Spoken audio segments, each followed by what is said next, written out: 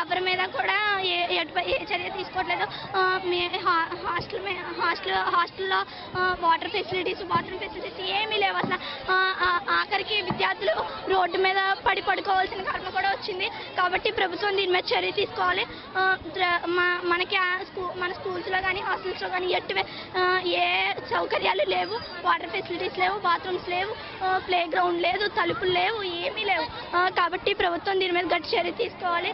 hostel విద్యార్థులు మధ్యాహ్నం భోజన పథకం మీద కూడా అన్నిటికీ హాస్టల్ విద్యార్థులు తలుపులు, బాత్రూమ్స్, వాటర్ ఫెసిలిటీస్, ఆఖరికి గ్రౌండ్ మొత్తం అన్ని ఫెసిలిటీస్కి ప్రభుత్వం చర్య తీసుకోవాలని మేము కోరుకుంటూ